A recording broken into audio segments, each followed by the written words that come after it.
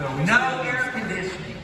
Remember that? I came from Texas. If you'd go without food before you go without air conditioning. And I had a box stand, and remember those old beds they got from the insane asylum? I knew they moved those over. They had dents in them where the crazy people had beat them up.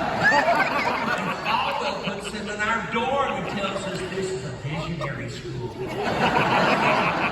But I tell you what, God spoke to me here. God called me. I was studying to be a businessman. I was on that business trajectory, like I'd have any business being a businessman. But anyway, and God spoke to me here in that old dorm one Sunday afternoon. And I'm telling you, I'm a Baptist. He don't speak to me audibly. I couldn't handle it. But he spoke to my heart. I'm telling you, it's the one time I know God spoke to me, because looking back, I can say that was his hand. That was his call. He said to me these words, and I'm not kidding you. Why won't you do what I want you to do? Okay, let me tell you what the situation. I was laying on my bed. I was trying to go to sleep because it was a Sunday afternoon. I just had lunch. It was too hot to get up, and I was too awake to go to sleep. So I started praying, because that always puts me to sleep. And I started praying, and the Lord spoke to me and said, why won't you do what I want you to do? And I said, I'll do whatever you want me to do. And I started talking to him like it was normal. And he said, even if it means going to music? And I said, well, yeah, but you've never mentioned it. And you've never called me. I need a call. And he said, I'm calling. So I put out a fleece. I just have to tell this. This is in the honor of David Randlin. I put out a fleece, because that's what you do when you're young. And I put out a fleece, and it was answered that night, Sunday night. The guy who wrote, "For God so loved the world, He gave His only Son," he was here, right, doing a concert. So I said, when the Lord called me, I said, okay, this is your idea. You get the word out. And I want someone to ask me to sing at church tonight. There was no way that could happen. Alfred B. Smith was doing a concert that night.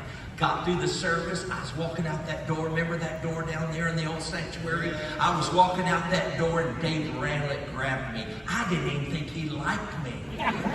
He grabbed me and he said, will you sing in chapel tomorrow? And the Lord said, where are you? I'm in church. Someone just asked me to sing. Then Jerry Falwell passed me in the hallway and said, will you sing on church this Sunday? Charles Hughes came up to me and said, will you be my singer? And just like that, God got the word out. And I have not been unhooked to this day. That's where it happened. And Mary, did you know, came from this place. Yeah.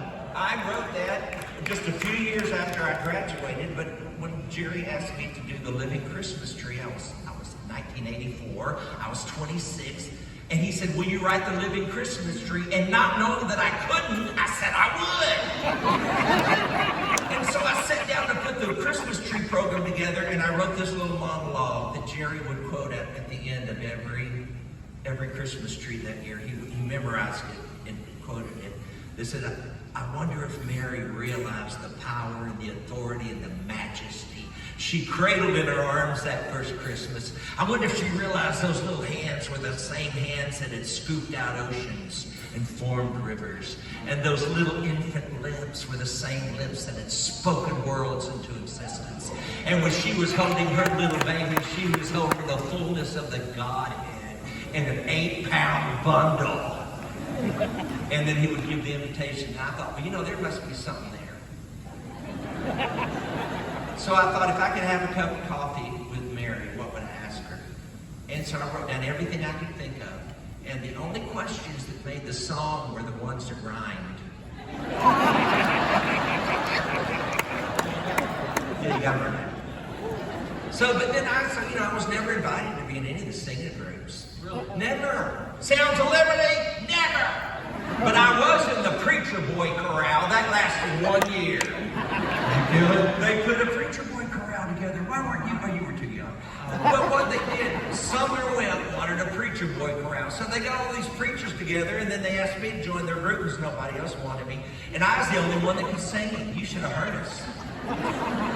There's nothing worse than hearing a bunch of preachers sing. They all sing out of the side of their mouth. Is that right? It is. Yeah. Well, So it's good. Speaking of singing, yeah. we haven't sung together in a while. In a while. Would you like to? And some of my favorite times were singing to you. Likewise. Hey, but we I'm need a fan of Joey. his voice. I always have been a fan of his voice. And so this will be cool. What are we going to sing?